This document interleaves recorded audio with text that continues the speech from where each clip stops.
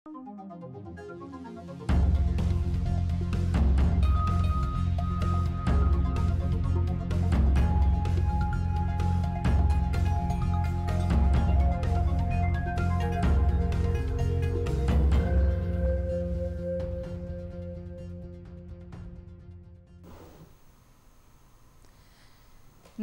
यो news 24 television prime time न्यूजमा स्वागत छ। कुनै पनि विषयमा सबै राजनीतिक दलको समान धारणा बनाउन र राष्ट्रिय मुद्दामा एकरूपता लिन सरकारमा रहेको राजनीतिक दलले सर्वदलीय बैठक बोलाउने गर्दछन्। उक्त बैठकमा राजनीतिक दलहरूले कुनै पनि मुद्दामा आफ्नो धारणा सार्वजनिक गर्ने, सरकारलाई अघि बढ्न प्रोत्साहन गर्ने वा उक्त विषयमा सुझाव सल्लाह दिने गरिन्छ, जसका कारण पनि सर्वदलीय बैठकलाई निकै महत्त्व दिने गरिन्छ। बैठकबाट प्राप्त सुझावलाई सरकारले सिरोपर गरेर अघि बढ्ने हुँदा यसले सर्वदलहरूप्रति आपसी सम्बन्ध र समझदारी हुने पनि विश्वास गरिन्छ। पछिल्लो समय मुलुकभर गणतन्त्रको विपक्षमा र राजतन्त्रको माग गर्दै प्रदर्शन भइरहेको छ। हरेक राजनीतिक दलले उक्त प्रदर्शनप्रति आपत्ति जनाएका छन्, तर त्यसलाई के गर्ने भन्ने विषयमा छलफल गर्न प्रधानमन्त्री केपी शर्मा ओलीले मंगलबार सर्वदलीय बैठक बोलाउनु भएको छ। अब प्राइम टाइम न्यूजका हेडलाइन्स। प्रधानमन्त्री ओलीद्वारा मंगलबारका लागि सर्वदलीय बैठक आह्वान, समसामयिक विषयमा छलफल हुने।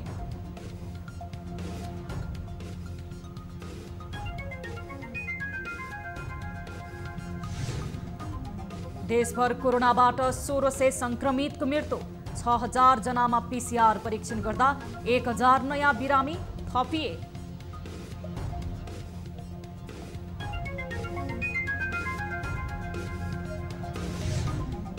संक्रमितको सम्पर्कमा आएकाहरूले 7 दिनपछि मात्र पीसीआर परीक्षण गर्दा सही रिपोर्ट आउने। भाइरस शरीरमा सक्रिय हुन नै 7 दिन समय लाग्छ। अगाडि नबाट नमुना निकालेर कुनै तुक छैन, कुनै अर्थ छैन, त्यसबाट कुनै परीक्षण गर्दा नतिजा आउँदैन। नेपालमा मानवाधिकारको अवस्थामा सुधार नआएको राष्ट्रिय मानवाधिकार आयोगको ठहर। अवस्थामा सुधारका लागि सरकारलाई संवेदनशील बन्न आग्रह।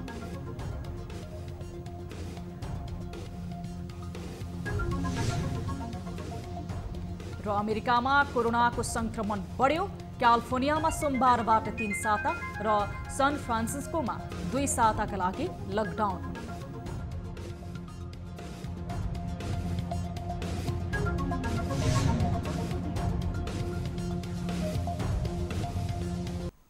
हामी निरन्तर न्यूजमा छौं।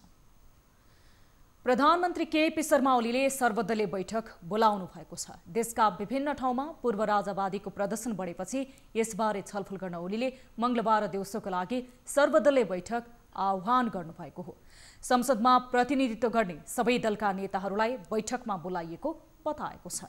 1 महिना यता देशका विभिन्न स्थानमा राजावादीको प्रदर्शन भइरहेका छन्। गत शनिबार प्रधानमन्त्री ओलीको गृह जिल्लामा पनि राजावादीको बृहत प्रदर्शन भएको थियो। हिजो मात्र नेकपा स्थायी कमिटी सदस्य जनार्दन शर्माले गणतन्त्र विरुद्ध राजावादीको प्रदर्शनबारे विशेष प्रस्तावमा छलफल गर्न नेकपाका अध्यक्ष द्वयलाई पत्र दर्ता गराउनु भएको थियो। नेपाल कम्युनिस्ट पार्टीभित्र विभिन्न धारहरू देखिएका छन्। विवादको भुमरीमा फसेको नेकपामा अध्यक्ष केपी शर्मा ओली र अर्का अध्यक्ष पुष्पकमल दाहाल, वरिष्ठ नेता माधव कुमार नेपाल 2 समूह सक्रिय रहेका छन्। एउटा समूहले अर्को समूहलाई विभिन्न खाले हरकतहरू पनि गर्दै आएका छन्। गुटलाई प्रश्रय दिने गरी जारी विवाद चर्किए पार्टी सङ्कटमा पर्ने नेताहरू नै बताउँछन्। गुटगढ सङ्कट चर्किँदै जाँदा पूर्व माओवादीमा एक समूह भने 2 अध्यक्ष एक ठाउँमा उभिनुपर्ने बताउन थालेका छन्। एक रिपोर्ट। नेकपा विवाद बढ्दै जाँदा पार्टी एकतामा चुनौती थपिएको बताइरहँदा पूर्व एमाले वा पूर्व माओवादीको झल्को देखिएको छैन। बरु पूर्व एमाले माधव कुमार नेपाल, झलनाथ खनाल, वामदेव गौतम अध्यक्ष दाहालसँग छन् भने पूर्व माओवादी रामबहादुर थापा सहितका नेताहरू बहुमत वा अल्पमतको खेलमा जान नहुने पक्षमा देखिएका छन्। गृहमन्त्री समेत रहेका थापालाई ओली निकटका रूपमा पनि चित्रण गर्न थालिएको छ। उनीसँगै रहेका भनिएका पम्फा भूषाल, देव गुरुङ अहिले अध्यक्ष दाहालसँग छन्। उता दाहाल निकट मानिएका टोप बहादुर रायमाझी, हरिबोल गजुरेल, मणि थापा, लेखराज भट्ट थापाकै लाइनमा 2 अध्यक्ष मिल्नुको विकल्प नभएको बताउँदै आएका छन्। यसले भोलिका दिनमा नेकपा फुटमा पुगे पूर्व एमाले र पूर्व माओवादीहरू एक अर्कामा मिसिने सङ्केत देखा परेको छ। थापासहित 5 स्थायी कमिटी सदस्यहरू दुवै अध्यक्षका प्रतिवेदन फिर्ता गरेर एउटै प्रतिवेदन पेश हुनुपर्ने अडानमा छन्। आइतबार बसेको स्थायी कमिटी बैठकमा त थापाले विवाद समाधानका लागि एउटा कार्यदल नै बनाउनु पर्ने प्रस्ताव गरेका थिए। उनले उपाध्यक्ष गौतमको संयोजकत्वमा महासचिव विष्णु पौडेल र आफूसहित कार्यदल बनाउन बैठकमा प्रस्ताव राखेका थिए, तर बैठकले उनको प्रस्ताव अस्वीकार गर्यो। पूर्व माओवादी पृष्ठभूमिका थापासहित रायमाझी, गजुरेल, भट्ट, मणि थापाले दाहाल नेपाल गठबन्धन नै एकताको भावना विपरीत रहेको निष्कर्ष निकालेका छन्। उनीहरूको एकताको रक्षा गर्नका लागि 2 अध्यक्ष ओली र दाहाल मिल्नुको विकल्प नभएको तर्क छ। एकताको महाधिवेशनसम्मका लागि विधानले निर्देश गरेका सहमतिको विकल्प बाहिर जान नहुने उनीहरूको भनाइ छ। तर अध्यक्ष दाहाल सहमतिको उल्लङ्घन अर्का अध्यक्ष ओलीले गर्दै आएकाले पुराना सहमतिहरूमा फर्कन नसक्ने अडानमा छन्। नयाँ सहमतिका लागि ओलीले त्याग गर्नै पर्ने उनको प्रस्ताव मात्र छैन, आवश्यक परे आफू पनि त्याग गर्न तयार रहेको अर्को पासा फालेका छन्। ओलीले नयाँ पुस्तालाई नेतृत्व हस्तान्तरण गर्न आफू तयार रहेको प्रस्तावलाई काउन्टर दिनै यो पासा फालेको कतिपय नेताहरू बताउँछन्। तर इमान्दारपूर्वक दुवै अध्यक्ष पार्टी जोगाउन लाग्ने हो भने सहमतिकै आधारमा एकताको महाधिवेशनसम्म जान तयार हुनुपर्ने पक्षधरहरूको मत पनि बलियो बन्दै गएको छ। नेपालमा कोरोना भाइरसबाट मृत्यु हुनेको संख्या 1600 नागेको छ। पछिल्लो 24 घण्टामा थप 20 जनाले ज्यान गुमाएसँगै संख्या 1614 पुगेको हो। स्वास्थ्य मन्त्रालयको विवरण अनुसार हालसम्म सबैभन्दा धेरै 813 जनाको मृत्यु बागमती प्रदेशमा भएको छ भने सबैभन्दा कम कर्णाली प्रदेशमा 23 जनाको भएको छ। यी बाहेक प्रदेश नम्बर 1 मा 179 जना, प्रदेश नम्बर 2 मा 200 जना, गण्डकी प्रदेशमा 110 जना, लुम्बिनी प्रदेशमा 214 जना र सुदूरपश्चिम प्रदेशमा 44 जनाले ज्यान गुमाएका छन्। यस्तै देशभर कोरोनाबाट कुल 2,41,995 जना संक्रमित पुगेका छन्। पछिल्लो 24 घण्टामा 6,220 जनामा गरिएको PCR परीक्षणमा 1,014 संक्रमित थपिएसँगै संख्या 2,41,995 पुगेको हो। यस्तै देशभर सक्रिय संक्रमित हुनेको संख्या 13,482 पुगेको छ। यता काठमाडौँ उपत्यकामा मात्रै पछिल्लो 24 घण्टामा थप 442 संक्रमित फेला परेका छन्। यो सँगै काठमाडौँ उपत्यकामा संक्रमितको कुल संख्या 1,14,613 पुगेको छ। यस्तै 24 घण्टामा सबैभन्दा धेरै बागमती प्रदेशमा 524 जना र सबैभन्दा कम कर्णाली प्रदेशमा 31 जना संक्रमित थपिएका छन्। त्यसबाहेक प्रदेश नम्बर 1 मा 76 जना, प्रदेश नम्बर 2 मा 26 जना, गण्डकी प्रदेशमा 83 जना, लुम्बिनी प्रदेशमा 176 जना र सुदूरपश्चिम प्रदेशमा 98 जना संक्रमित थपिएका छन्। यस्तै 24 घण्टामा 1,628 संक्रमित निको भएसँगै हालसम्म 2,27,433 जना संक्रमित निको भएर घर फर्किएका छन्। यसैगरी क्वारेन्टिनमा रहनेको संख्या 527 छ। हालसम्म देशभर कुल 17,90,739 जनाको PCR परीक्षण भएको छ।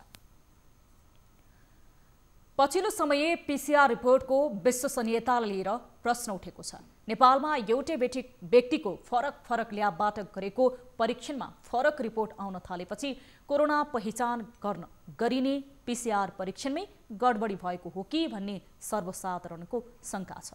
तर विज्ञहरू भने PCR परीक्षणको फरक रिपोर्ट आउनुमा वैज्ञानिक कारण रहेको दावी गर्छन्। एक रिपोर्ट। विज्ञका अनुसार कोरोना भाइरसको PCR परीक्षण आफैमा 100% सही होइन। यसको विश्वसनीयता 70% मात्र हो। PCR परीक्षणको रिपोर्ट भरपर्दो आउन नमुना संकलन कसरी गरियो भन्ने पनि महत्त्वपूर्ण हुन्छ। स्वाइप लिँदा मुखबाट लिए त्यसको सेन्सिटिभ 30% मात्र हुन्छ भने नाकबाट लिएको स्वाइपको सेन्सिटिभ 66% हुन्छ। यसले पनि 100 मा 100 लाई नै सही नतिजा दिँदैन। यसले 100 मा सबै कुराहरू स्याम्पल कलेक्सन गर्ने समय भन्छौँ, किनभने 5 दिनभन्दा अगाडि मेरो शरीरमा भाइरस छिर्यो भने 5 दिनभन्दा अगाडि मबाट नमुना निकालेर कुनै तुक छैन, कुनै अर्थ छैन, त्यसबाट कुनै परीक्षण गर्दा नतिजा आउँदैन, नेगेटिभ नै भन्छ त्यसले। तर 6औँ 7औँ दिनको नमुना निकालियो भने त्यसले पोजिटिभ भन्न सक्ने सम्भावना हुन्छ। त्यो सम्भावना पनि भएको हुनसक्छ त्यस्तो व्यक्तिहरूको हकमा। कोरोना संक्रमित व्यक्तिको सम्पर्कमा पुगेको 5 देखि 7 दिनभित्र PCR गरे मात्र सही रिपोर्ट आउन सक्छ। नेपालमा संक्रमितको सम्पर्कमा आएको आजको भोलि नै PCR गर्न जाने चलन छ। यसले पनि PCR रिपोर्ट गलत आउने गरेको पाइएको छ। कन्ट्र्याक्ट ट्रेसिङमा परेका मानिसहरू कम्तीमा पनि 5 देखि 7 दिनपछि मात्र PCR परीक्षण गर्न जानुपर्छ, किनभने भाइरस शरीरभित्र पसेर त्यो सक्रिय हुन 5 देखि 7 दिनको समय लाग्छ। यो अवधिलाई विन्डो पिरियड भनिन्छ। तर यो अवधिमा PCR परीक्षण गर्दा शरीरमा भाइरस छ भने पनि रिपोर्ट नेगेटिभ आउन सक्छ। त्यस्तै स्वाब सङ्कलन पश्चात त्यसलाई उपयुक्त तापक्रममा नराख्दा पनि PCR रिपोर्ट गलत आउने सम्भावना हुन्छ। स्वाब सङ्कलन गरेर कोल्ड चेनमा राखिएन भने बोर्डर लाइनमा भएका भाइरसहरू पोजिटिभ छन् भने पनि नेगेटिभ रिपोर्ट आउन सक्ने सम्भावना हुन्छ। नेपालमा PCR को गलत रिपोर्ट आउने कारणहरू पनि यस्तै हेलचेक्राइले हुन सक्ने विज्ञहरू बताउँछन्। क्यामेरामा कान्छा डङ्गोलका साथ टिभी जर्नलिस्ट रिया भण्डारी, काठमाडौँ। राष्ट्रिय मानवाधिकार आयोगले वार्षिक प्रतिवेदन सोमबार राष्ट्रपति विद्यादेवी भण्डारी समक्ष पेश गरेको छ। प्रतिवेदनमा मानवाधिकारको अवस्थामा सुधार हुन नसकेको निष्कर्ष निकालिएको छ। अवस्थामा सुधार गर्नका लागि आयोगले सरकारलाई संवेदनशील बन्न आग्रह समेत गरेको छ। एक रिपोर्ट। नेपालको संविधानको धारा 294(1) मा संवैधानिक निकायले आफूले गरेको काम कारबाहीको वार्षिक प्रतिवेदन राष्ट्रपति समक्ष पेश गर्ने व्यवस्था अनुसार राष्ट्रिय मानवाधिकार आयोगले राष्ट्रपति विद्यादेवी भण्डारी समक्ष प्रतिवेदन पेश गरेको हो।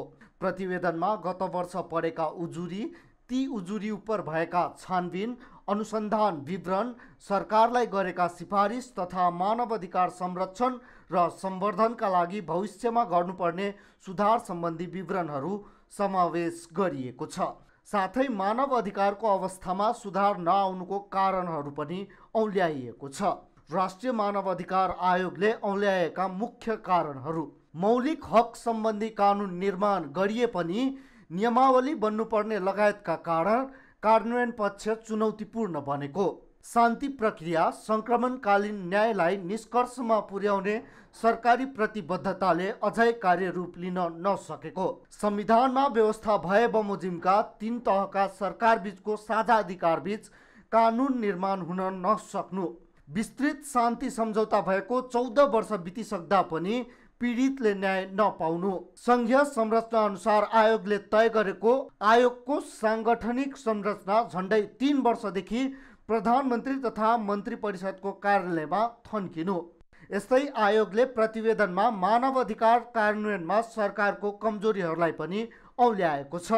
राष्ट्रिय मानव अधिकार आयोगको प्रतिवेदनले औल्याएको सरकारका मुख्य कमजोरीहरू: समाजमा विद्यमान जातीय भेदभावको स्थितिलाई सुधार गर्न नसकेको, उपभोक्ताको अधिकारहरू कुण्ठित हुँदै गएको, शिक्षा तथा स्वास्थ्य क्षेत्रमा सबैको समान पहुँचको अवस्था निर्माण गर्न नसक्नु, वैदेशिक रोजगारीमा गएका श्रमिकहरूमाथि बढ्दो श्रम शोषण रोक्न नसक्नु, महिला तथा बाल हिंसाका कारण जनजीवन असहज अवस्थामा रहेको, सीमान्तकृत समुदाय, आदिवासी जनजाति, अपाङ्गता भएका व्यक्ति, दलित, महिला, अल्पसंख्यक, ज्येष्ठ नागरिक लगायतको अधिकारको संरक्षणमा राज्यले विशेष ध्यान पुर्याउन नसकेको, कोभिड-19 को कारण विश्व समुदायसँगै नेपाल पनि प्रभावित बनेको अवस्थामा जनताको स्वास्थ्य क्षेत्रमा नकारात्मक असर परेको प्रतिवेदनमा उल्लेख गरिएको छ। साथै मानव अधिकार कार्यान्वयनमा कुनै पनि उदासीनता नदेखाउन समेत सरकारलाई आग्रह गरिएको छ।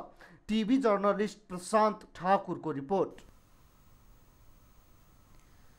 सरकारले मंगलबार सगरमाथाको नयाँ उचाइ सार्वजनिक गर्ने जनाएको छ। नापी विभागले सोमबार पत्रकार सम्मेलन गर्दै चिनिया पक्षसँग समन्वयन गरेर उचाइ सार्वजनिक गर्ने मिति तय भएको जनाएको हो। विभागका महानिर्देशक प्रकाश जोशीले झण्डै 2 साता अघि मन्त्री परिषदले अनुमोदन गरेको सगरमाथाको उचाइ सार्वजनिक गर्न लागेको जानकारी दिनुभयो। उचाइ संयुक्त रूपमा घोषणा पनि हुन्छ र त्यसमा संलग्न हाम्रा कर्मचारी र त्यो कार्यक्रमसँग सम्बन्धित हामीलाई सहयोग गर्ने सबै महानुभावहरूलाई हामीले सम्मान गर्ने कार्यक्रम पनि छ। मन्त्री परिषदको मङ्सिर 10 गतेको बैठकले नेपाल र चीन सर्वे अधिकारीले संयुक्त रूपमा प्रशोधन गरी अन्त्य दिएको भनिएको सगरमाथाको उचाइलाई अनुमोदन गर्ने निर्णय गरेको थियो भने उचाइ सार्वजनिक गर्ने प्रक्रिया अघि बढाउने जिम्मेवारी मन्त्री परिषदले परराष्ट्र मन्त्रालयलाई दिएको थियो। गएको वर्ष चिनिया राष्ट्रपति सी जिनपिङले नेपाल भ्रमणका क्रममा नेपालमा सगरमाथा र तिब्बतमा झोमुङमा भनिने विश्वको सर्वोच्च शिखरको उचाइ संयुक्त रूपमा सार्वजनिक गर्ने र त्यसमा मिलेर वैज्ञानिक अनुसन्धानहरू अघि बढाउने सहमति भएको थियो। यता संस्कृति पर्यटन तथा नागरिक उड्डयन मन्त्री योगेश भट्टराईले युरोपियन युनियनको पछिल्लो प्रतिवेदनमा नेपालको हवाई उड्डयनलाई कालो सूचीबाट हटाउने संकेत प्राप्त भएको बताउनु भएको छ। सोमबार 76औं अन्तर्राष्ट्रिय नागरिक उड्डयन दिवसको अवसरमा अन्तर्राष्ट्रिय विमानस्थलमा आयोजित कार्यक्रममा मन्त्री भट्टराईले युरोपियन युनियनले नेपालको उडान क्षेत्रको बारेमा सार्वजनिक गरेको प्रतिवेदनले सकारात्मक सन्देश प्राप्त भएको बताउनु भएको हो। नेपालका पछिल्ला प्रयत्नहरूबाट युरोपियन युनियन उत्साहित बनेको भन्दै उहाँले नेपालको हवाई उड्डयनलाई गरेको मूल्याङ्कन सकारात्मक भएको बताउनु भएको थियो। मन्त्री भट्टराईले सरकारवाला सबै निकायको मेहनतकै कारण नेपालको हवाई उड्डयन क्षेत्रमा सुधार भएको दावी समेत गर्नु भएको छ। नागरिक उड्डयन क्षेत्रमा संगठनात्मक पुनः संरचना गर्नमा ड्राफ्ट भएको कानुन संसदमा रहेको भन्दै संसद चल्ने बित्तिकै पारित हुने विश्वास उहाँको थियो। संसदमा छलफलमा छ। संघीय संसदको राष्ट्रिय सभाबाट त्यो अगाडि बढेको छ र राष्ट्रिय सभाको विधायी समितिमा समेत छलफल टुङ्गिसकेको अवस्थामा कोरोना भाइरसको कारणले संसद स्थगित हुन पुग्यो र जसले गर्दा त्यो प्रक्रिया अहिले त्यहाँ स्थगित अवस्थामा छ। संसद खुल्ने बित्तिकै संसदको अधिवेशन चालु हुने बित्तिकै फेरि त्यो प्रक्रिया अगाडि बढ्छ। मन्त्री भट्टराईले नेपालको ध्वजावाहक विमानले अस्ट्रेलियाको उडान गरेको भन्दै अब कुनै पनि देशको आकाशमा नेपाल प्रतिबन्धित हुनुपर्ने कुनै कारण नरहेको बताउनु भएको छ। राष्ट्रिय प्रजातन्त्र पार्टीका अध्यक्ष कमल थापाले राष्ट्रस्था र हिन्दू राष्ट्र पुनर्स्थापनाका लागि भएको प्रदर्शनमा पार्टीको ऐक्यबद्धता भएको बताउनु भएको छ। सोमबार पार्टी कार्यालय चाबिलमा पार्टीको झण्डा र चुनाव चिन्ह सार्वजनिक गर्न आयोजित कार्यक्रममा अध्यक्ष थापाले स्वतस्फूर्त रूपमा देशभर भएको आन्दोलनमा आफूहरूको ऐक्यबद्धता रहेको बताउनु भएको हो। उहाँले राजतन्त्रको पक्षमा भएको आन्दोलनमा पूर्व राजाको कुनै प्रतिक्रिया नआउनुले जनतामा राजामाथिको आस्था र विश्वास बढेर गएको तर्क गर्नुभएको छ। वर्तमान अवस्थामा जनताले परिवर्तन चाहेको भन्दै उहाँले राजालाई ल्याएर राजा र जनता मिलेर देश बचाउनु पर्ने उल्लेख गर्नुभएको छ। दर्जनौं नयाँ राजाहरू खडा भएको जनताले देखिराखेका छन्। त्यही कारणले जनता परिवर्तन खोजिराखेका छन्। म यो अवस्थामा भन्न चाहन्छु, अब सडकमा प्रदर्शन गरिरहेका साथीहरूलाई पनि भन्न चाहन्छु, राजा आऊ देश बचाऊ होइन, अब जनता आऊ राजा ल्याऊ देश बचाऊ भनेर भन्नुपर्ने बेला आएको छ।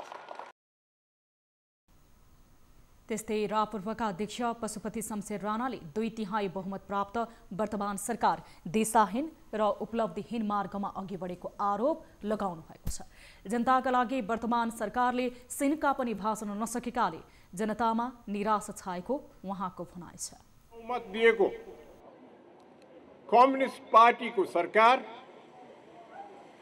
2.5 वर्षको यात्राको दरमियानमा दिशाहीन उपलब्धिहीन मार्गमा अगाडि बढिरहेको छ। यो सरकारले हामीले हेरे भने सिन्का बाँच्न सकेको छैन भन्ने हाम्रो अगाडि आइरहेको छ। त्यस्तै राप्रपाका अध्यक्ष डाक्टर प्रकाश चन्द्र लोहनीले राष्ट्रस्था र हिन्दू राष्ट्र पुनर्स्थापनाको आन्दोलनलाई राप्रपाले निष्कर्षमा पुर्याउने बताउनु भएको थियो। हामीसँग न्युजहरू अझै बाँकी छन्, अहिलेलाई ब्रेक।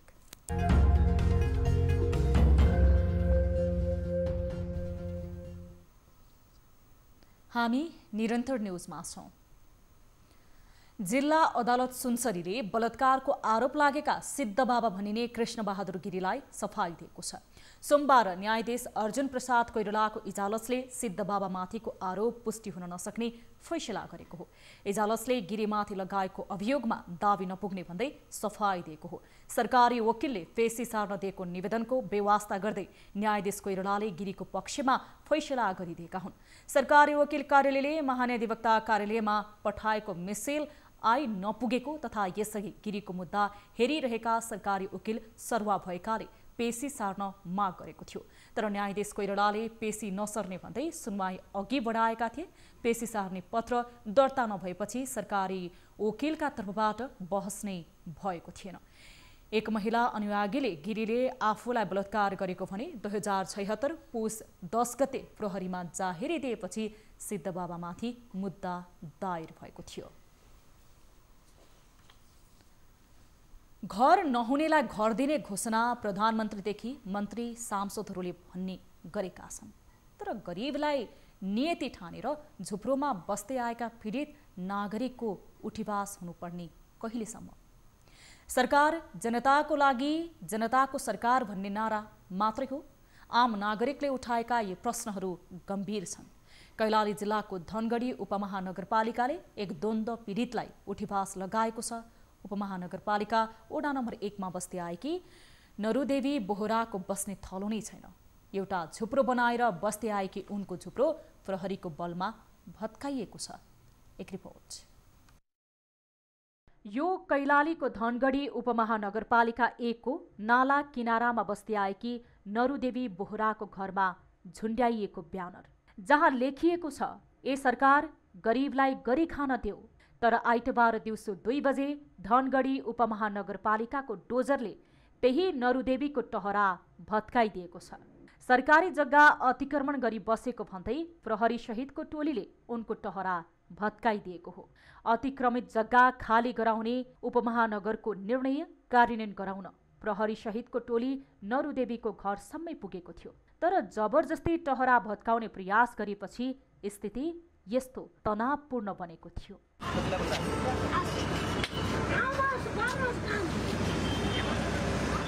उपमहानगरपालिकाले अर्को ठाउँमा बसोबासको व्यवस्था मिलाउनु पर्ने पीडित परिवारको माग छ। अतिक्रमण गरी धनगढीमा ठूला ठूला संरचना बनाइएको भए पनि उपमहानगरपालिकाले गरिब भएकै कारण आफूमाथि राजनीतिक चलखेल गरी हट्न लगाएको पीडित पक्षको आरोप छ। मैले राहत मागे फर्कु, मैले राहत पाएन सरकारबाट। मलाई बस्न देऊ, मलाई यो ठाउँमा बस्न देऊ। म अपाङ्ग हो, म सबै कुरा हो, तर मलाई बस्न देऊ। म यहाँबाट चिन्ता जाँदै जाँदैन, मरेको मलाई हाल्नु होला, तर म चिन्ता जाँदैन। मलाई चाहिँ चलखेल भइरहेको सिधा कुरा। उतापट्टि हेर्दाखेरि चाहिँ नालाबाट पिल्लर उठाएर भाडा खाना हुने। योभन्दा अगाडि यहाँनिर म बसेर जतिखेर भाडा तिरेर त्यतिखेर सरकार आएन होइन। अहिले यहाँनिर मैले व्यक्तिगत बनाएर यहाँनिर बस्दाखेरि चाहिँ अहिले सरकार आयो होइन। तर उपमहानगरपालिकाले भने कानुन विपरीत सरकारी जग्गा अतिक्रमण गरी बसेका सबैलाई हटाउने कार्यक्रम रहे अनुसार उनलाई अर्को ठाउँ सर्न भनिएको दावी गरेको छ। नरुदेवीको परिवार 2046 सालमा डोटीमा बाढीले विस्थापित गरेपछि धनगढी पुगेका थिए। तत्कालीन द्वन्द्वकालको समयमा 2060 साल कार्तिक 1 गते भिडन्त हुँदा खुट्टामा गोली लागेर घाइते भएकी थिइन्। पसलमा बसिरहेका बेला भिडन्त हुँदा उनको खुट्टामा गोली लागेको थियो। तर आफू द्वन्द्व पीडित हुँदा पनि राज्यले कहीँ कतैबाट सहयोग नगरेको उनको गुनासो छ। उल्टै टहरामा जीवन बिताइरहेको पनि राज्यले देख्न नसकेर भत्काइदियो उनको भनाइ छ। 50 वर्ष भइसक्यो मलाई भोट हाल्दा हाल्दा यो सरकारलाई मैले यही हो पाउने सफल। मैले जाने कहाँ हो, मेरो यो दूर जग्गा पनि छैन। म द्वन्द्व पीडित मान्छे, एउटा पेटोको अपाङ्ग मान्छे, नगरपालिकालाई सबै थाहा छ। 8 नम्बर वडामा घटना भएर बसेकी मान्छे, मैले कुन ठाउँ जाने हो? मलाई सरकारले बाटो दिनुभयो। 18 वर्ष भयो मैले सरकार नपाएको। अर्को वैकल्पिक व्यवस्था नगरिकन एक द्वन्द्व पीडित महिलाको घर किन उजाडियो? धेरै अपेक्षा नराखेर सानो टहरामा जीवन बिताइरहँदा पनि राज्य किन यस्तो कठोर बन्यो? पीडित परिवारको प्रश्न छ। सडक विस्तारको काममा भइरहेको ढिलाइले दोलखालाई काठमाडौँसँग जोड्ने छोटो दूरीको लामोसाँगु जेडी सडक खण्ड बर्खामा हिलाम्मे र हिउँदमा धुलाम्मे हुने सडक अहिले धुलाम्मे सडकमा परिणत भएको छ। सडक समयमा नबन्दा दोलखावासीको यात्रा लम्बिएको मात्र छैन, महँगी शास्ति पनि वर्षिने दोहोरिने गरेको छ।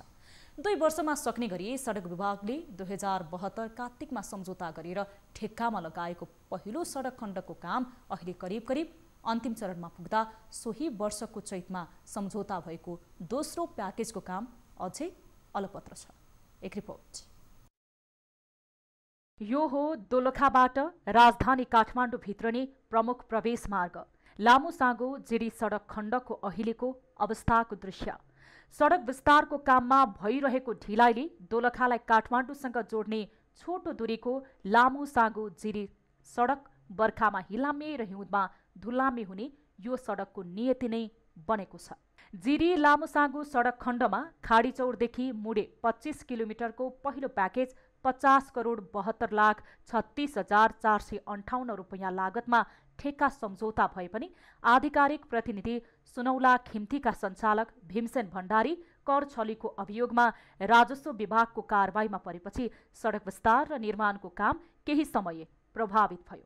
सिन्धुपाल्चोकको खाडीचौरदेखि मुडेसम्म 25 किलोमिटर सडक खण्डमध्ये सुनौला खिम्ती र गौरी पार्वतीको जिम्मामा 50 र भारतीय ठेकेदार कम्पनी सीमाञ्चलको जिम्मामा 50% कामको जिम्मेवारी भए पनि गौरी पार्वतीले काम सुरु गरेको 1.5 वर्षमा सबै काम अन्तिम चरणमा पुर्याएको छ। दोस्रो प्याकेजको रूपमा ठेक्का लगाइएको मुडेदेखि चरिकोटसम्मको 30 किलोमिटर सडकले भने अहिले पनि उस्तै शास्ति दिइरहेको छ। 2076 असोज 6 गते निर्माण व्यवसायीको तर्फबाट दीपक सापकोटा र कुबेर थापा, संघर्ष समितिको तर्फबाट चिरञ्जीवी मास्की र रमेश खत्यौडा तथा आयोजनाको तर्फबाट योजना प्रमुख दीप बराही तथा ईरत्न लक्ष्मी बज्राचार्यले संयुक्त रूपमा जिल्ला प्रशासन कार्यालय दोलखामा भएको छलफलमा 2077 कार्तिक मसान्तसम्म न्यूनतम 15 किलोमिटर सडक कालोपत्रे सम्पन्न गर्ने भने तापनि जम्मा 2 किलोमिटर सडक मात्र कालोपत्रे भएको र त्यो कालोपत्रे सडक पनि गुणस्तरहीन रहेको छ। भारतीय कम्पनी सकिल हैदरको 50% र नेपाली कम्पनी शङ्खरमाली र सुनौला खिम्तीको 25% जिम्मेवारी रहने यो सडक खण्डको ठेक्का सम्झौता 2072 चैतमा भएको थियो। 80 करोडको यो ठेक्काको समय 3 पटक थपिँदा पनि कामको अवस्था उस्तै छ। ठेकेदार पक्षले समयमा काम नगरेको बापत हर्जना मात्रै 8 करोड तिरेको छ। शङ्कर मालीले सुरुबाट नै यो सडक खण्डको काम गरेको भए पनि कुनै सुधार देखिएको छैन। बरु हिउँदमा धुलो र पानी पर्न साथ हिलाम्मे हुने सडकमा जोखिम मोलेर यात्रा गर्नुपर्ने शास्ति बढेको छ। शङ्कर मालीका आधिकारिक प्रतिनिधि दीपक सापकोटा हुन्। हामीले सडक निर्माणमा भइरहेको ढिलाइबारे साइड इन्चार्ज कुबेर खड्कालाई सोद्धा उनले लकडाउनका कारण काम गर्न नसकिएको भन्दै गैर जिम्मेवार जवाफ दिए। कामको त अब सर हामीले त अब त गर्दा त्यहाँ अब यो मौसमले साथ दिएछ भने अब यो सालमै भन्नु पर्ला सर। अब यो धेरै वर्ष भयो मलाई आफैलाई यसमा आफैलाई लाल लागिसक्यो सर। कतिचोटि इन्टरभ्यू दिनु आफैलाई लाल लाग्छ। हामी तुरुन्तै भनौँ यो सालभित्र हामी गर्छौँ सर। अहिले गर्दैछौँ। अब समूहले साथ दिँदा अगाडि बढाउँदैछौँ चरिकोटबाट। अहिले मुडेदेखि चरिकोटसम्मको सडकमा स्थानीयलाई बाटो हिँड्न नै समस्या भइरहेको छ। 10 जना सांसद सहित सरकारका प्रवक्ता समेत रहेका पार्वत गुरुङको गृह जिल्ला सदरमुकामसँगै भीमेश्वर नगरपालिका जोड्ने बाटो तर सांसद र स्थानीय तहका जनप्रतिनिधिको बेवास्ताका कारण लामो समयदेखि अलपत्र भएकोमा स्थानीय थप आक्रोशित बनेका छन्। यो बाटो अन्त बनिसक्यो तर यो ठाउँमा चाहिँ अहिले बनाएको छैन। यो एउटा कुरो के भने सरकारको पनि म्याथ थप गर्ने एउटा निर्णय नराम्रो र यो ठेकेदारको पनि लापरवाही। बाटो चाहिँ जिन्दगी नबन्ने भयो। अब हिउँदामा चाहिँ धुलो हुने भयो होइन सर। अब यो बर्खामा हिलोले अब यहाँ बाटो नबन्ला छ। यो मान्छेले काम गरी खाला छैन। लामो साँगो जिरी सडकका आयोजना प्रमुख दीप बराइन अहिले सबै काम सकेर खाडीचौर मुडे सडक खण्डको करिब 2 किलोमिटरमा कालोपत्रे भएको जारी रहेकाले विगतको जस्तो शास्ति यो सडक खण्डमा नरहेको सडक निर्माणमा ढिलाइ गरिरहेको अवस्थामा पनि सांसद र स्थानीय जनप्रतिनिधि टुलु हेरेर मात्रै बसिरहेका छन्। यसरी विगत 5 वर्षदेखि सडक बन्न नसकेर आम दोलखावासी तथा दोलखाको पर्यटकीय क्षेत्रको यात्रा गर्नेहरूले बेहोर्दै आएको सडक शास्ति कसले बुझिदिने? ठेकेदार र राजनीतिज्ञको साँठगाँठबाट दोलखावासी वाक्क दिक्क भएका छन्। पहाडी क्षेत्रको मुख्य आमदानीको स्रोत अलैँचीले भने जस्तो मूल्य नपाउँदा अलैँची कृषक चिन्तित भएका छन्। गत वर्षको तुलनामा यो वर्ष अलैँचीको कम मूल्य पाएपछि ताप्लेजुङका किसानहरू थप चिन्तित बनेका हुन्। एक रिपोर्ट। ताप्लेजुङमा केही वर्ष यता अलैँचीको मूल्यमा उतार चढाव आइरहेको छ। गत वर्षको अलैँची मुस्किलले बिक्री गरेका किसानले यो वर्ष नयाँ उत्पादनसँगै भाउ बढ्ने आशा गरेका थिए। 4 वर्ष अघि प्रति मन 1 लाख भन्दा बढी मूल्यमा बिक्री भएपछि कृषकहरूले अलैँचीमा लगानी पनि थपे। तर क्रमशः मूल्य घटेपछि रेड लिएर अलैँचीमा लगानी गरेका किसान यति बेला निराश बनेका छन्। यसपालि नफलेको एकातिर फेरि भाउ पनि एकदम न्यून, अहिले 22 भन्दा उकालो चढेको छैन। फेरि अब सधैँ जस्तो यसपालि अध्याय पनि आइदिएन सधैँ जस्तोको उसमा मूल्यमा, अनि भाउ पनि एकदम न्यून छ यसपालि। अहिले ताप्लेजुङमा प्रति मनको 20 देखि 21 हजारका दरले किनबेच भइरहेको छ। गएको वर्ष प्रति मन 26 देखि 27 हजारका दरले अलैँचीको कारोबार भएको थियो। 4 वर्ष अघि प्रति मन 1 लाख भन्दा बढी मूल्यमा कारोबार भएपछि जिल्लाका अधिकांश किसानले खेतबारी मासेर अलैँची रोपेका थिए। यहाँ वरिपरि रोप्दा खसै 8-9 मुडी निस्किन्थ्यो, 8-9 मुडी निस्किन्थ्यो। अनि अब ठ्याक्कै अलैँचीको भाउ धेरै आइदियो। अनि अलैँची रोप्ने भनेर अब यसरी अलैँची रोप्दा नै यस्तो भएको होइन। अब 1-2 साल त बेचियो, 1 लाख 5,000-10 हजारसम्म बेचियो, अनि अहिले छैन। कृषकले भाउ घटे पनि फेरि बढ्ने आशमा अलैँची खेतीलाई भने निरन्तरता दिइरहेका छन्। तर अलैँचीको बजारीकरण र मूल्यमा तत्काल कुनै सुधार हुने सङ्केत देखिँदैन। हालसम्म नेपालमा उत्पादित अलैँची भारत बाहेकका मुलुकमा सिधै निर्यात हुन सकेको छैन। भारतीय बजारको मात्रै भर पर्दा यसले ठुलो मूल्य पाउन नसकेको अलैँची व्यवसायीको भनाइ छ। अन्तर्राष्ट्रमा जाने, यसको बजारीकरण खोज्ने, यसलाई लगानी गर्नु पर्यो, बजारीकरणको लगानी गर्नु पर्यो, उत्पादनलाई वृद्धि गर्न सँगै बजारको पनि वृद्धि गर्नु पर्यो।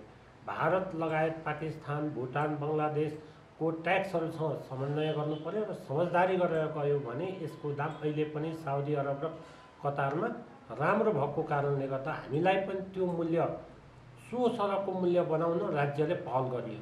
वर्षौंदेखि अलैँचीको मूल्यमा आइरहने उतार चढावलाई रोक्दै मूल्यमा एकरूपता ल्याउन र बजारीकरणका लागि राज्य थप जिम्मेवार बन्न सके अलैँची किसान तथा व्यवसायीको समस्या समाधान हुने देखिन्छ। ताप्लेजुङबाट टिभी जर्नलिस्ट बसन्त लिम्बुको रिपोर्ट। कोरोना महामारीका बीच पनि प्रदेश 1 सरकारले आर्थिक वर्ष 2077-78 को पहिलो चौमासिकमा करिब 12.5% बजेट खर्च गर्न सफल भएको छ।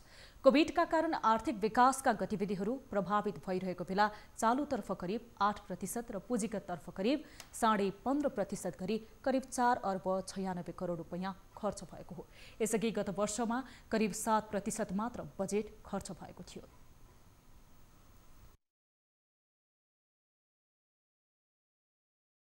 कोभिडभन्दा बाहिरसँग सम्बन्धित भन्दा बाहिरका चाहिँ नयाँ कार्यक्रमलाई चाहिँ घटाएर चाहिँ हामी फेरि त्यो सबैलाई प्राथमिकता प्राप्त आयोजनाहरूमा केन्द्रित गर्दा मोटामोटी चाहिँ हाम्रो झन्डै 50% जति प्रदेश स्रोतको चाहिँ कटौती हुन्छ भन्ने अनुमानको आधारमा चाहिँ हामीले मन्त्रालयहरूलाई निर्देशन गरेका छौँ र त्यही अनुसार चाहिँ कार्यक्रम संशोधनको प्रक्रिया अगाडि बढाइरहेको छ। त्यसो हुँदाखेरि चाहिँ नयाँ कोभिडसँग सम्बन्धित बाहेक नयाँ कार्यक्रमहरू सञ्चालन हुँदैनन्। अत्यावश्यक र प्राथमिकता प्राप्त आयोजनाहरू सञ्चालन हुन्छन्। मूल रूपमा चालु प्रकृतिका र प्रदेशका प्राथमिकता प्राप्त आयोजनाहरूलाई खर्चको अभाव नहुने गरी यो व्यवस्थापन गर्न खोजिएको हो। कोरोना महामारीका कारण राजस्व सङ्कलन प्रभावित भएको र सङ्घीय सरकारबाट प्राप्त हुने अनुदान समेत घट्ने स्थिति रहेकाले कोभिड बाहेकका नयाँ योजनाहरू सञ्चालन नगर्न सबै मन्त्रालयहरूलाई निर्देशन दिएको आर्थिक मामिला तथा योजना मन्त्रालयले जनाएको छ। भूमि सम्बन्धी समस्या समाधान आयोगले वर्षौंदेखिको भूमि समस्या समाधान गर्न प्रदेश 1 का 29 वटा पालिकाहरूबीच समझदारी गरेको छ। विराटनगरमा आयोजित एक कार्यक्रममा आयोग र पालिकाहरूबीच समझदारी पत्र आदान प्रदान गरिएको हो। आयोगले प्रदेश 1 का मुख्यमन्त्री शेरधन राईले सबै राजनैतिक दलहरूको प्रमुख मुद्दा रहेको सुकुम्बासी समस्या आफ्नै कार्यकालभित्र समाधान गर्ने र कानुनी रूपमा नै प्रदेशमा रहेका सुकुम्बासीहरूले जग्गा प्राप्ति गर्ने बताउनु भएको छ।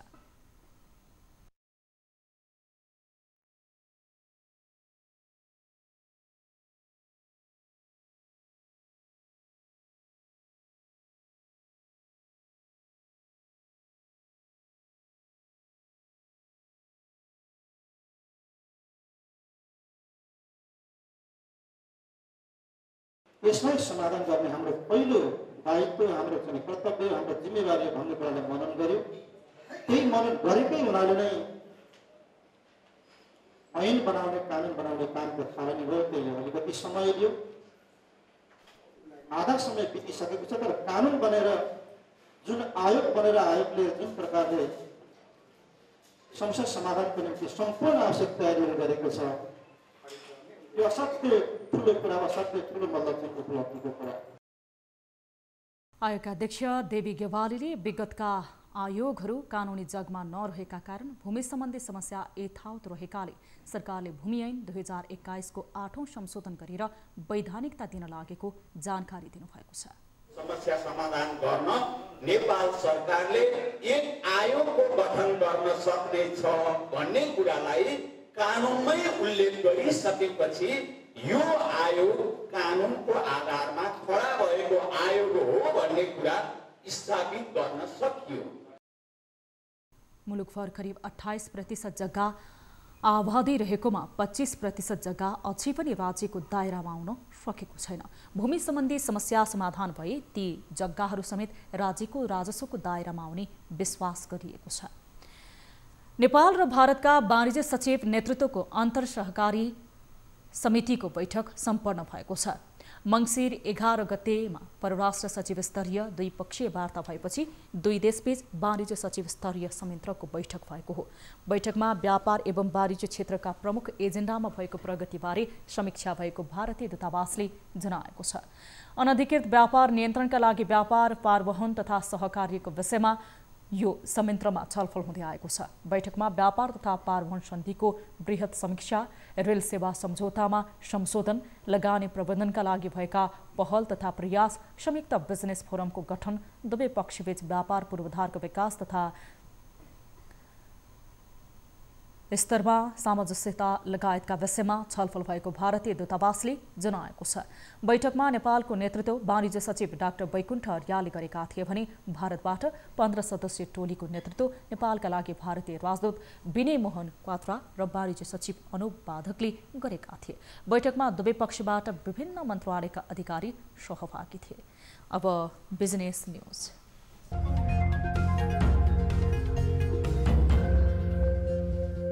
आइसिएफसी फाइनान्सले लाभांश घोषणा गरेको छ। आइतबार आइसिएफसी फाइनान्सको सञ्चालक समितिको बैठकले आर्थिक वर्ष 2076-77 को मुनाफाबाट लाभांश वितरण गर्ने प्रस्ताव गरेको हो। हाल फाइनान्सको चुक्ता पुँजी 92 करोड 65 लाख 2000 रहेको जनाएको छ।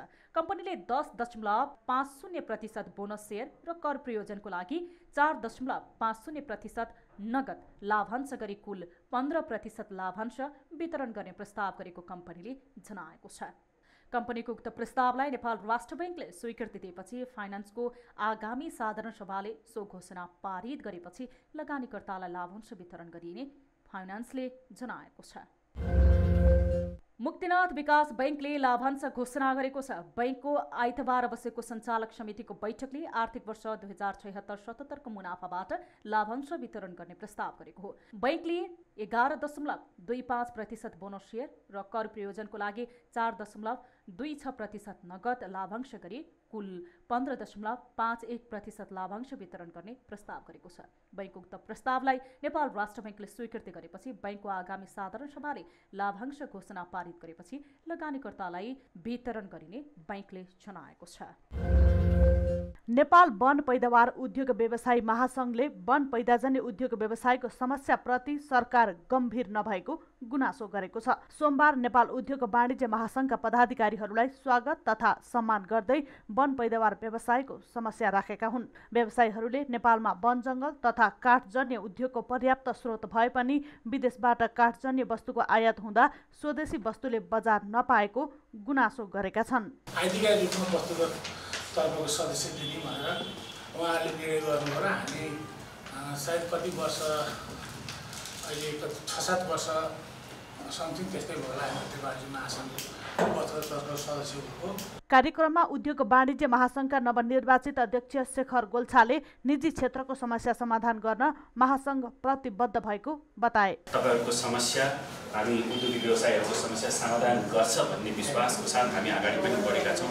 हामी अस्ति मात्रै एउटा रिट्रिटमा पनि गयौँ र हामी एकताको एकबद्धता पनि जनाएका छौँ र मलाई विश्वास छ यो टिम यहाँ अरू कुनै उद्देश्यको लागि आएको छैन, मात्र निजी क्षेत्रको समस्या समाधान गर्न, यो समृद्धिको जुन हामी सबैले समृद्धि एउटा सपना देखाएका छौँ। त्यसैगरी महासङ्घका वरिष्ठ उपाध्यक्ष चन्द्र ढकालले साना तथा मझौला व्यवसायको समस्यालाई समाधान गरी काष्ठजन्य व्यवसायको समस्या महासङ्घले उठाउने बताए। कुनै एउटा पार्टिकुलर अमुक एउटा चाहिँ घटनाको कारणबाट फेरि त्यो चाहिँ एउटा निजी व्यवसाय चाहिँ बन्द हुने गरी वास्तवमा चाहिँ त्यो चाहिँ साँच्चै त्यो चाहिँ के छ भने अब यो यहाँहरूको चाहिँ व्यवसाय अन्तर्गत मात्र भन्दा पनि नेपालको चाहिँ धेरै जसो डिसिजनहरू स्टेक होल्डरलाई चाहिँ भन्नाले चाहिँ सँगै नलिकन स्टेक होल्डरको चाहिँ एउटा चाहिँ छलफल नगरिकन वास्तवमा चाहिँ एकदम एडक बेसिसमा चाहिँ धेरै डिसिजनहरू चाहिँ गरेको छ। कार्यक्रममा उद्योग वाणिज्य महासङ्घका उपाध्यक्ष अञ्जन श्रेष्ठ, रामचन्द्र सङ्घाई र कोषाध्यक्ष शकुन्तला हिराचन लगायतले स्वदेशी उद्योग व्यवसायको समस्याको विषयमा चर्चा गरेका थिए।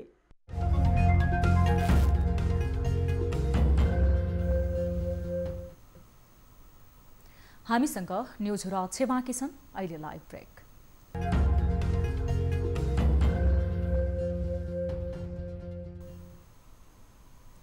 हामी निरन्तर न्युजमा छौँ। अब स्पोर्ट्स न्युज।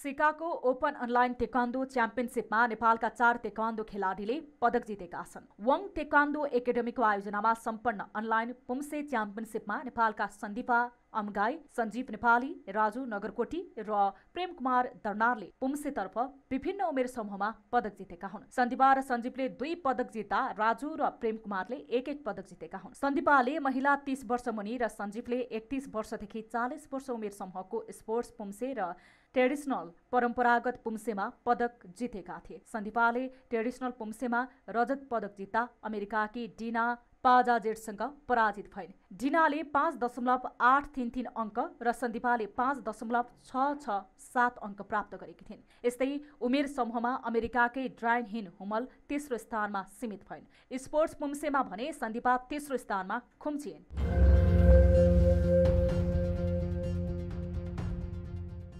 सन् 2022मा कतारमा हुने विश्वकपको युरोपियन छनौटको ड्र सोमबार राति हुँदैछ। स्विजरल्यान्डको जुरिचमा हुने ड्र नेपाली समय अनुसार राति 11:15 बजेबाट सुरु हुनेछ। यसपटक यो ड्र कार्यक्रम भर्चुअलको माध्यमबाट हुनेछ। कोरोनाका कारण युरोपेली देशमा भ्रमणका लागि कडा नियम भएकाले युरोपियन फुटबलले भर्चुअलको माध्यमबाट गर्न लागेको हो। युरोपियन ड्रका लागि 6 वटा पोस्ट तयार पारिएको छ। छनौटमा सहभागी 55 देशलाई 6 वटा पोटमा बाँडिएको छ, जसमा top सिडमा Belgium, France, England, Portugal, Spain, Italy, Croatia, Denmark, Germany र नेदरल्यान्ड्स। वेल्स पोर्ट 2 मा छ। Scotland, northern Ireland, Republican of Ireland तेस्रो पोर्टमा छन्।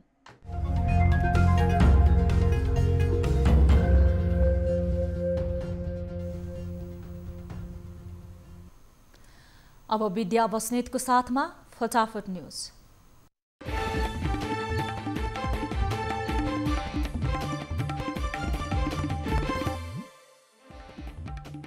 आज अन्तर्राष्ट्रिय उड्डयन दिवस विभिन्न कार्यक्रम गरी मनाइयो। नेपालको हवाई क्षेत्रमाथिको प्रतिबन्ध हटाउने EU को तयारी। प्रधानमन्त्री केपी शर्मा ओलीद्वारा भोलिका लागि सर्वदलीय बैठक आह्वान। समसामयिक विषयमा छलफल हुने। कोरोना उपचारमा दोहोरो शुल्क लिने अस्पताललाई सरकारले कारबाही गर्ने। कोरोनाकै बहानामा कतिपय नाम चलेका निजी अस्पतालले दोहोरो शुल्क लिएको उजुरी मन्त्रालयमा। देशभर कोरोनाबाट 1614 संक्रमितको मृत्यु। 6000 जनामा PCR परीक्षण गर्दा 1014 नयाँ बिरामी थपिए। संघीय सरकारको मातहतमा नै सञ्चालन गर्ने भक्तपुर क्यान्सर अस्पतालको निर्देशकमा डाक्टर विष्णु दत्त पौडेल नियुक्त। भोलिदेखि नै कार्यभार सम्हाल्ने। मुङलिन पोखरा सडकको मध्यखण्ड विस्तारको ठेक्का चिनिया कम्पनीले पाउँदै सो सडकलाई आधुनिक प्रविधिबाट निर्माण गर्ने योजना। तारकेश्वर नगरपालिकाले कोरोना संक्रमितलाई 5000 पोषण भत्ता दिने, प्रत्येक वडा कार्यालयबाट स्वास्थ्य शाखामा समन्वय गराई प्राप्त विवरणका आधारमा रकम वितरण गर्ने।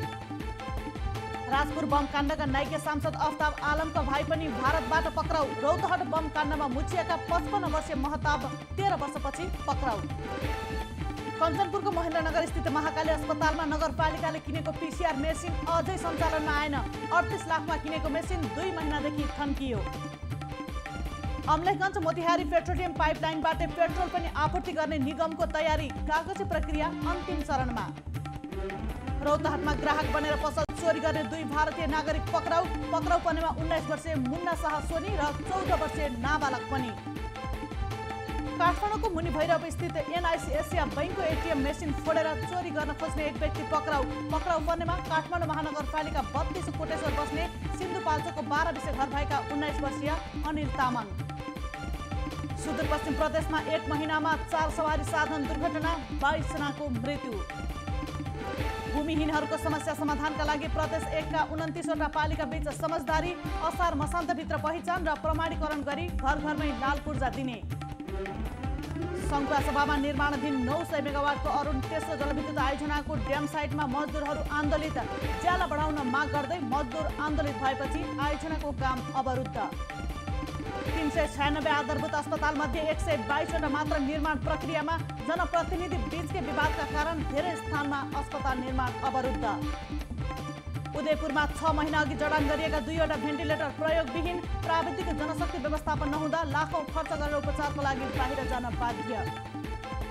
काभ्रेमा मोटरसाइकल दुर्घटना हुँदा 2 जनाको मृत्यु, 3 जना घाइते, 1 को अवस्था गम्भीर। शेयर बजार एकै दिन लयमा फर्कियो। 72 अङ्कले बढेको बजारमा 6 अर्ब 66 करोडको किनबेच, सबै समूहमा हरियाली। फ्रान्सले कोरोना भाइरस विरुद्धको खोप निशुल्क दिने, फेब्रुअरीमा 1 करोड 40 लाखले खोप लगाउने तयारी। अफगानिस्तानका 2 प्रान्तमा सुरक्षा कारबाहीमा 28 तालिबानको मृत्यु, 1 दर्जनभन्दा बढी लडाकु घाइते। चिनिया खोप निर्मातालाई 50 करोड डलर सरकारी अनुदान। कोरोना भ्याक्सिनको विकास र उत्पादनका लागि कम्पनीले 51 करोड 50 लाख लगानी गर्ने घोषणा। भारतमा 32,981 नयाँ संक्रमित थपिए। कुल संक्रमितको संख्या 96,77,000 नाघ्यो। र अमेरिकामा कोरोनाको संक्रमण बढ्दो। क्यालिफोर्नियामा आजबाट 3 साता र सन फ्रान्सिस्को 2 साताका लागि लकडाउन हुने।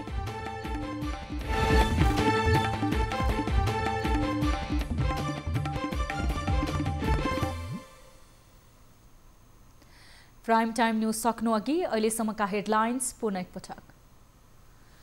प्रधानमन्त्री ओलीद्वारा मंगलबारका लागि सर्वदलीय बैठक आह्वान, समसामयिक विषयमा छलफल हुने।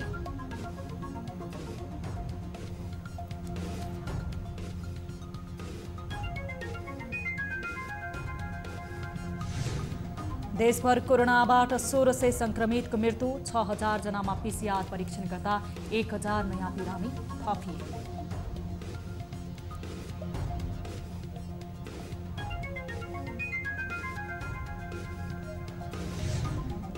संक्रमितको सम्पर्कमा आएकाहरूले 7 दिनपछि मात्र पीसीआर परीक्षण गर्दा सही रिपोर्ट आउने। भाइरस शरीरमा सक्रिय हुन नै 7 दिन समय लाग्छ। 5 दिनभन्दा अगाडि मबाट नमुना निकालेर कुनै तुक छैन, कुनै अर्थ छैन, त्यसबाट कुनै परीक्षण गर्दा नतिजा आउँदैन। नेपालमा मानवाधिकारको अवस्थामा सुधार नआएको राष्ट्रिय मानवाधिकार आयोगको ठहर। अवस्थामा सुधारका लागि सरकारलाई संवेदनशील बन्न आग्रह।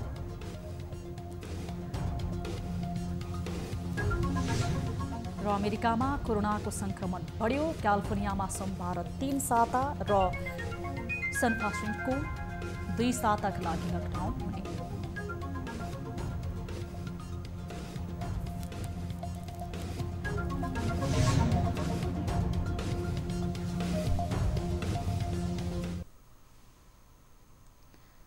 प्राइम टाइम न्यूज हरिलाई यति नै। जाँदा जाँदै ताली र गालीका लागि हाम्रो प्रश्न, नेकपाको सङ्कट टार्न ओलीले प्रधानमन्त्री र पार्टी अध्यक्षको पद छोडिदिए राम्रो हुन्छ?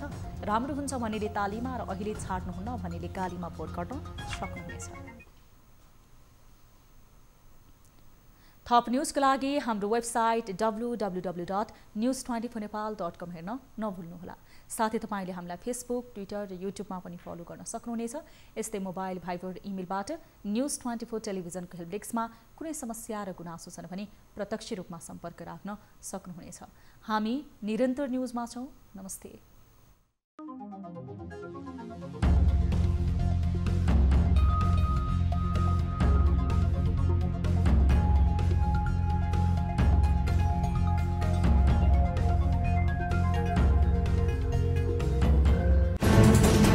कोरोनाले सृजना गरेको संकटमा पल पलका न्युज अपडेट र हर क्षेत्रको कभरेजका लागि न्युज 24 नेपाल युट्युब च्यानललाई सब्स्क्राइब गर्नुहोला।